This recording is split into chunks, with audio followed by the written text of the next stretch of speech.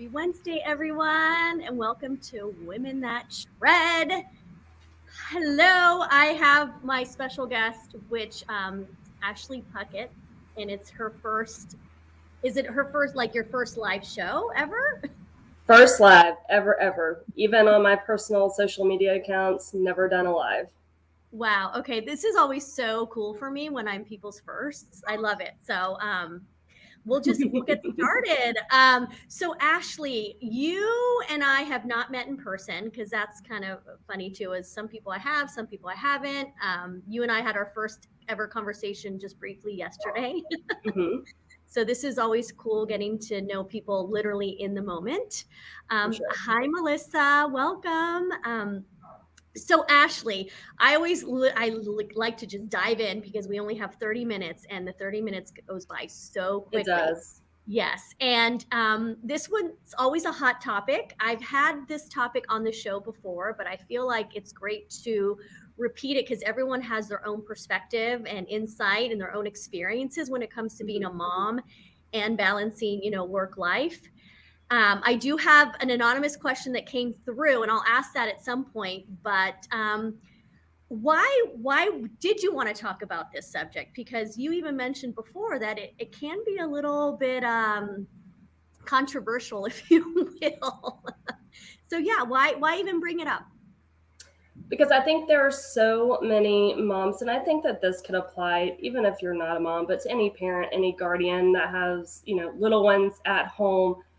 I think it's hard to balance, and like I know I'm pretty hard on myself, and I always think, if I want to do this, if I want to, further my career, if I want to, take a class, do some networking throughout the day, is this going to affect the way that, my colleagues or my company looks at me? Like, do I have the time to do this? What will my kids think? And, right now my kids are still young enough to where, they don't have much say, like if I'm gone. And I feel like I get asked a good bit of time, like, do you experience mom guilt?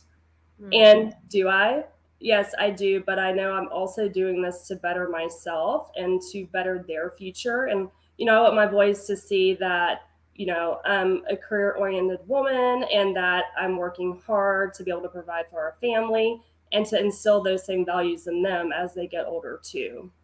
And How old are your so boys? Really, really briefly. I'm yeah, curious. so they are 3 and 2, 14 months apart. So I'm right in the thick of the toddler stage. Oh my goodness. Okay. Wow. Um, And but okay. but I went to the Empower event this past Saturday in Nashville, which was amazing. So And jealous. one of the speakers brought up, you know, how to say no. Because if you say yes to something, what are you saying no to? And I feel like that's where like the balance beam comes into play. If you say yes, I want to take this class. Yes, I want to go to this networking event. Yes, I want to, work extra one evening. What am I saying no to? And I think it's important to kind of balance that out, especially having kids at home.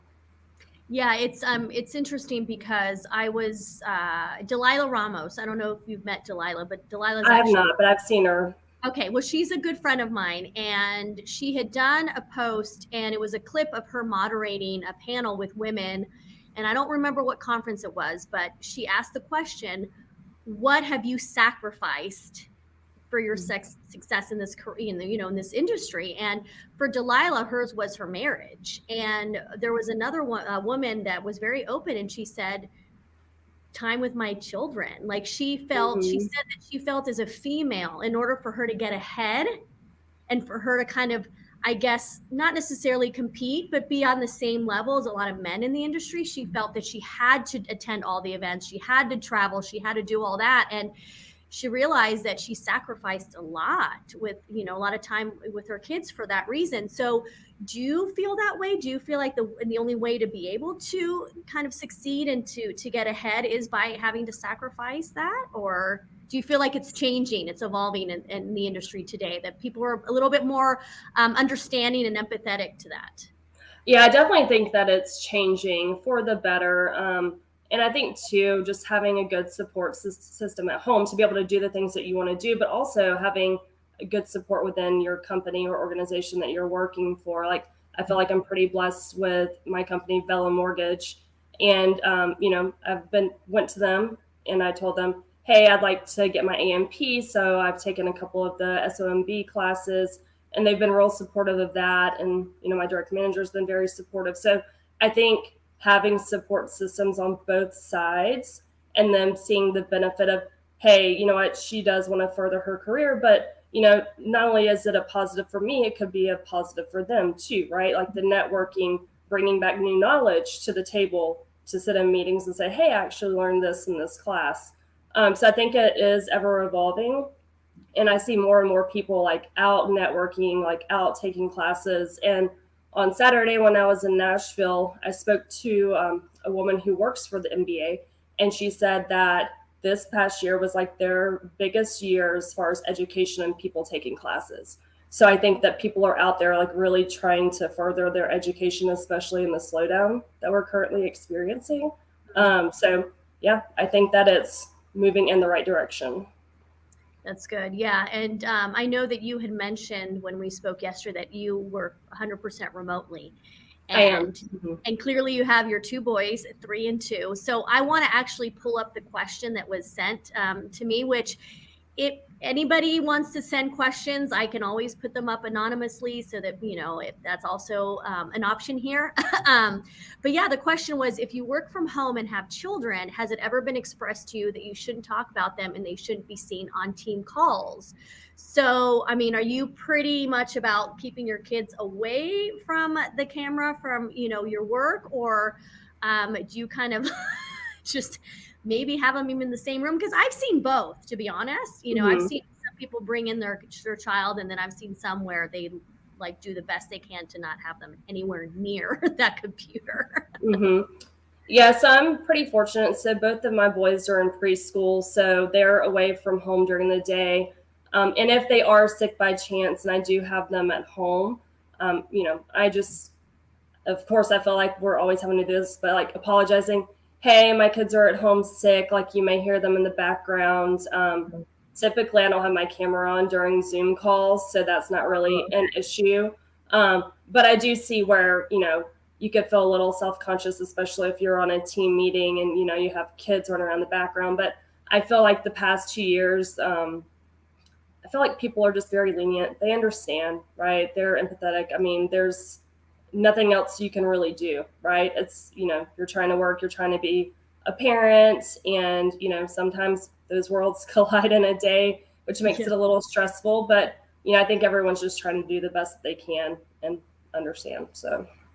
Yeah, I mean, I do empathize with a lot of the moms that have younger children. I mean, I was in a situation where with COVID, my kids are older. I mean, now they're both off in college, but I just kept thinking, oh my gosh, what would I do in this situation, or how would I handle it? Because I feel like unless you're in that position, you don't really know how you would handle it. So I try to be it's just kind of understanding, right? Because you don't know what's going on behind the scenes a lot of times. And I think for whatever reason, a lot of leadership and people still just assume that if a kid's around, it means like it's being unprofessional or you're not really taking your job seriously. I feel like there's still a little bit of that kind of mindset and narrative around it. But yeah, I do sense that it is definitely changing because I mean, we couldn't do anything about the fact that everybody had to work from home, Exactly. and some situations where I had friends and they were struggling. I mean, it was so hard for them to homeschool and to work. And once again, I was just like,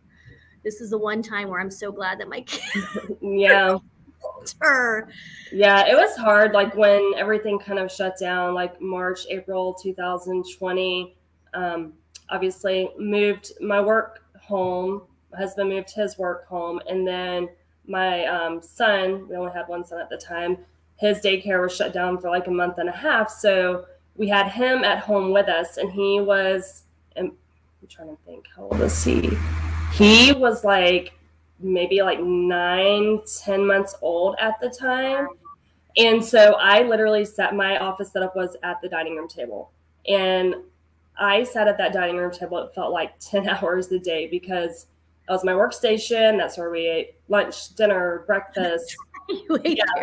And we were in a smaller house at the time, and my husband's an LO with a different mortgage company. And so he would keep like his door closed, but he's a loud talker on the phone. And so I'm trying to concentrate on my work, and I hear him, having a conversation on the phone, like, thin walls. And then we have a baby in tow too. So I definitely think it was extremely stressful, but I think, just kind of getting into a groove and just, knowing, hey, kids are going to be in the background, dogs, cats, like birds, whatever you may have at home. My mom has a bird that's really loud. So whatever, and I think people are just used to it by now. And, in my opinion, if you're working remotely and, people are having an issue with, okay, my kids are at home every once in a while, or like, this is just the way my life has to be right now, and people have an issue with it, maybe start looking for a new employer, someone that has more empathy towards that situation. Yeah, no, that's true. And it's funny because I didn't even think about the spouse. I'm single, so I didn't have to worry about sharing my workspace with somebody. And then when you mentioned your husband, I was like, that's right. There were people that even had to share their workspace with their spouses, not just with their children. So that's a whole another added thing. That's so cool that your husband is an LO for a different mortgage company than you work for. I don't know if I've ever heard that, because I've had a lot of, friends that have spouses that work for the same company, but for different. How is it? I'm just really curious. It's interesting. I mean, like at home, because I'm 100% remote, and he actually works remotely 3 days a week and goes into his office 2 days a week. So during the day, we really don't talk that much, because my office is in our actual office area, and then he has an office set up upstairs in our home. And we may talk about the market, we'll catch up like at lunch. But besides that, like, we keep it pretty separate. I mean, we talk about some industry things, like when we're kind of done for the day. But yeah, I mean, they're not like direct competition like with my company, so it's, we're not battling it out to see like who's getting more walks in. Plus you're in a different department, he's I am. Yep. Yeah, you're on the capital market side, right? Yeah. Secondary markets. Yeah. So you had mentioned about MBA, and I was just curious too, because being that, I'm like experiencing major FOMO that I wasn't there, and, it just empowers just like such an incredible experience. I was curious if you could, kind of mention some like the biggest takeaways that you took from the event. Yeah, for sure. So it was actually my first Empower event, and I was very excited and fortunate to be able to go. It was amazing. There were close to 500 people in the conference room for the summit, and the love and like warmth that you like feel in that room. And I know that you've been to some of those events before. It's next to none, pretty much, to be in like a room full of women that, you have all of these same like feelings and experiences, and people being vulnerable. It was a really good feeling to be in there. Very inspirational too, with a lot of the speakers that they had. So Marsha Davies and the Empower organization, they put on a really, really good event. I actually wrote down some takeaways. Yeah. So one of the speakers talked about like owning the room, and there are different steps of owning the room. And one of my takeaways was trying to find and raise my voice in a room where I feel like I struggle. Sometimes I'm like, might say something, and then other times, I feel like I'm a little bit more reserved, and I may not say my opinion, may not give my input, and just trying to find the balance and having that courage to be able to do that. And especially for me, being in secondary and capital markets, it's very male dominated. So I feel like, it can be intimidating at times. And so just, internally, that was like a takeaway, that I need to kind of work on that skill and just be more confident in myself. And then another thing that kind of goes along the same lines is, creating a list of like my successes, like any accomplishments that I've made, any like new skills that I've learned. I feel like I'm always everyone's cheerleader, but it's hard for me to cheer on myself, and just working on that more too, just like promoting myself without, bragging per se, Yeah. like just like a good self promotion. Yeah.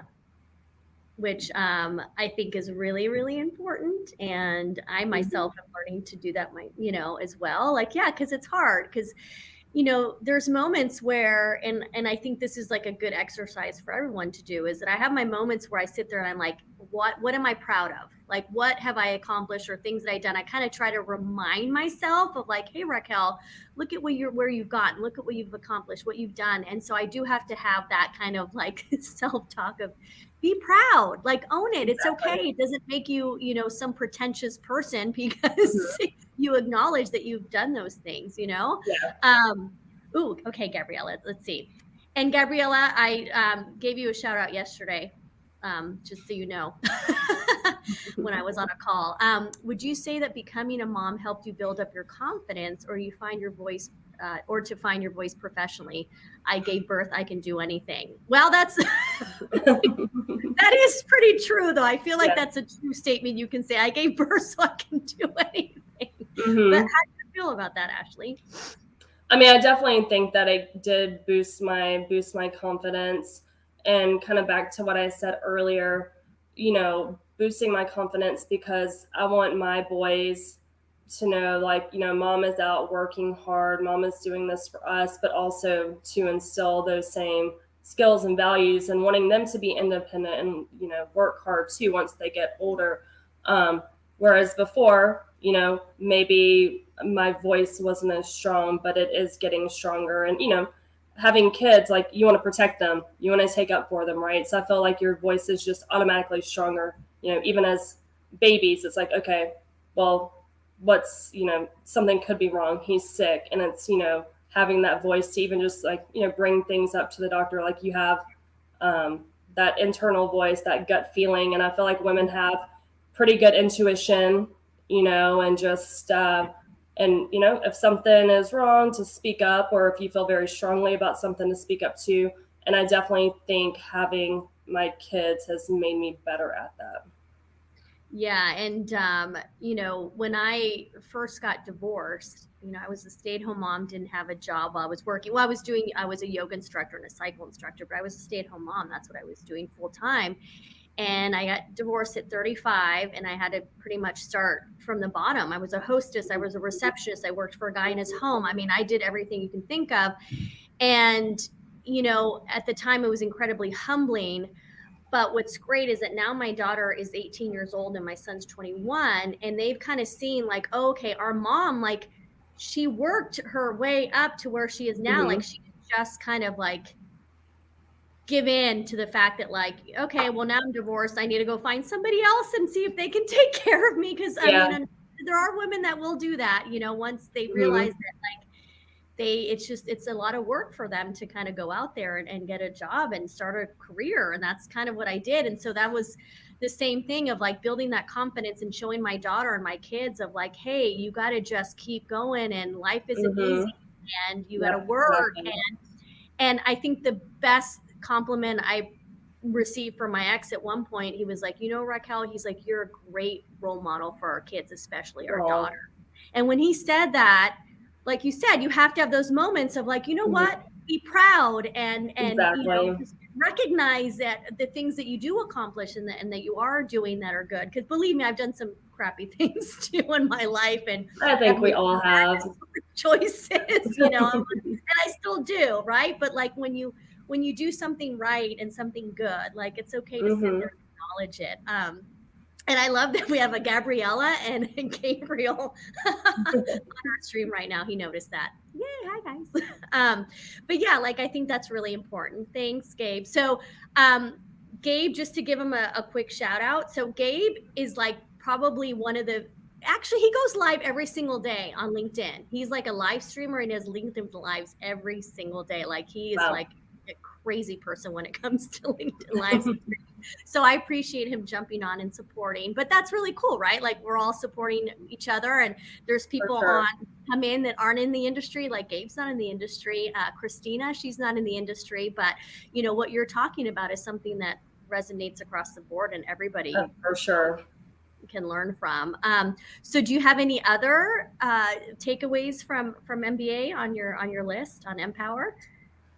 The other one I talked about already, how to say no, but just overall, like what I loved about the speakers, were they like put some group exercises out there. So like we were all sitting at tables and, we had to open up to each other. And I was at a table where I knew one person who was in one of my school mortgage banking classes. I didn't know any of the other women, had just met them, and just being able to open up and be vulnerable. And same thing in this conversation, being able to speak and talk to people that I don't necessarily know, is a big takeaway. And, it helps boost confidence, like, decrease insecurity with just speaking to people, opening up to people. I like to call myself an extroverted introvert. Mm-hmm. So there are some days that I'm like, oh yeah, let's go out, let's do this. And there are other days I don't really want to talk to anyone. I want to be at home. And I feel like growing up, I was more along the lines of introvert. So like me speaking to a group of people was always hard. I was always shy. And this just like continues to help me just kind of break the barriers of like having that introverted side of myself. So I think that's a big takeaway for myself is, Yeah.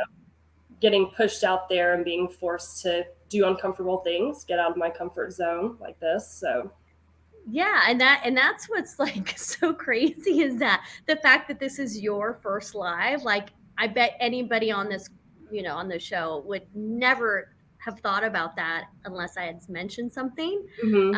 Because you do come across as very confident and secure, and that's like important how also you're being perceived, right? Because we can have this whole narrative in our head about ourselves, but Exactly. it can be so different on the other side, and that's really important too to acknowledge that.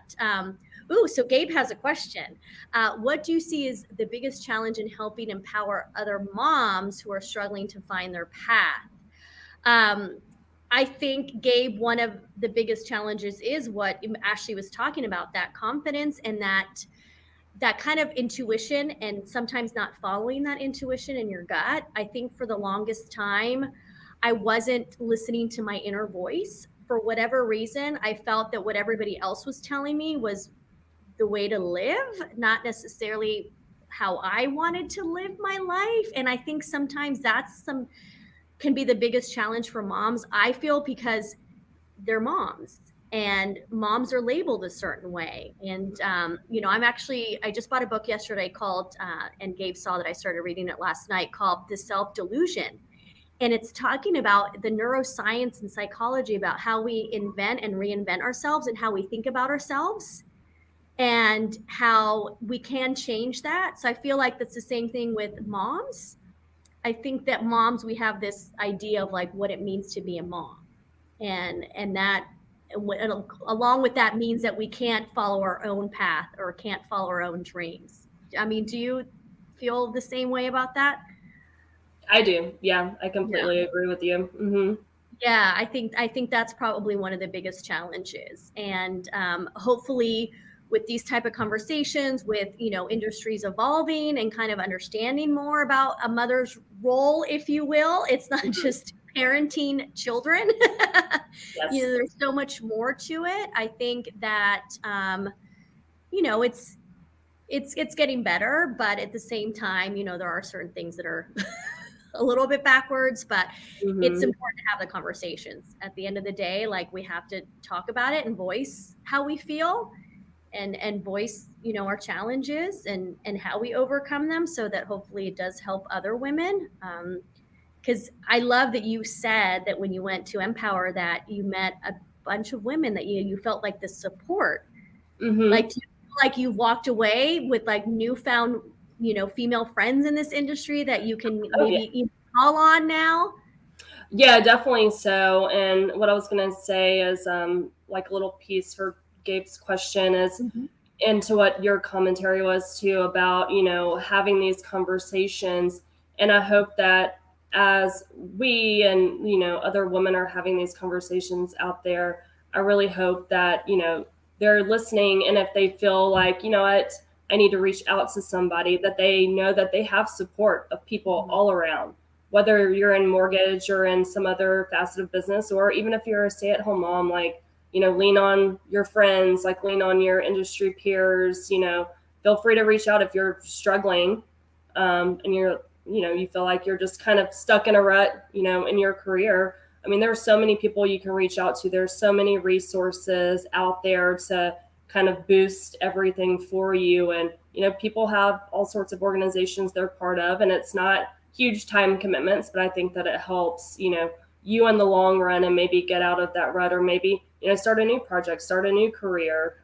So just wanted to add that. Yeah, no, that's a good point. And then, so Gabriella, I'm gonna, Adele, I think there was a question before this question that you just put up where, okay, yeah. How important do you think things like paid parental leave will be in recruiting and retaining talent in the future? I think it's very important. I think it's very important too. And then to the second question, I've never been privy to paid maternity leave. Had to use up all my PTO with my first child and then pretty much go straight back to work. Second child, I had to take out short-term disability, use PTO. Yeah.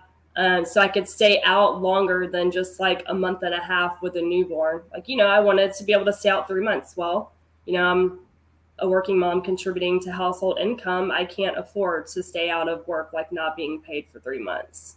So I think it's huge. I mean, yeah, huge.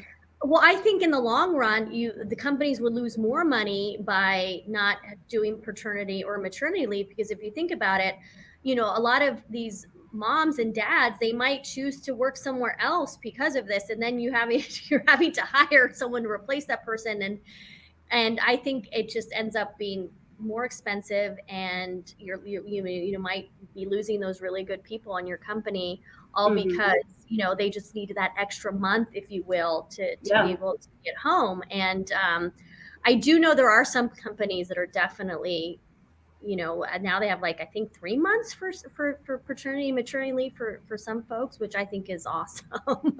Yeah, that's great. I know that there are companies out there that do provide that for moms and dads. And I do think too, not trying to get into like government level type issues, Right. but I do think on the state level, more states need to open up. I believe California offers like 6 weeks paid leave, like from the state. Yeah.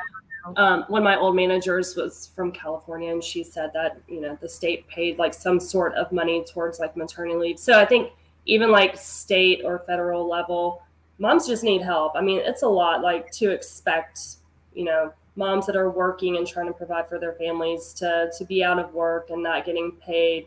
And, you know, you're not getting health insurance at the time either. So, I mean, you know, all of these things, unless like obviously someone else, you know, you have their insurance. But I think there are a lot of issues around that need to be moved up to current times. Yeah, no, I agree, because also, you know, unfortunately, there's a lot of, you know, women that experience health issues when they do give birth. You know, like mine wasn't easy. I had mastitis. My son was in the hospital for a couple of days because he was severely jaundiced. Like, you know, all these things where, you know, mentally, you know, you need more time to be able to get to a place where you go back to work, right? And to be able to like get into that zone. And I think that that's, you know, another thing as well, is that we don't just, you know, pop out a baby and we're good. and Game of Thrones and House of Dragon, which I've been watching, it seems like they just pop them out and then they're like out there saving the world. I'm like, that's how it works.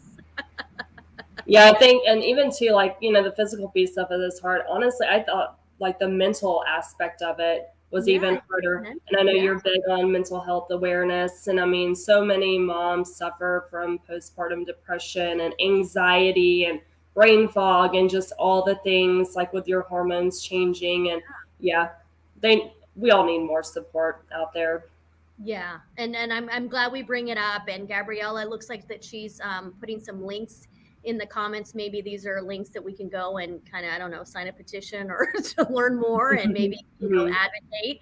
But, and of course, it's already the 30 minutes is up. I'll tell you, it always goes so quickly. But I feel like we brought up some really, good things that, I think a lot of people are a little bit afraid to maybe mention. So I love that I've got some like warriors here that are willing to just kind of speak up, because For that's the only sure. way things are going to change. And then Exactly. we can support one another. And just like you said, anybody ever wants to reach out to me on the side, that's great. If you have any questions in the future and you want it to be anonymous, like, send me a message, DM me, and because I want to be able to address as much as I possibly can through this show, through this platform. So, And feel free to reach out to me on LinkedIn as well. Don't be afraid to send me a message, and I can help you the best that I can, or, let you know of resources, or if there's someone to better help or ask a question to, I can, guide you to that person. yeah. Now, Dal, can we pop up Gabriella's comment just really quickly before we go? Because I wanted to.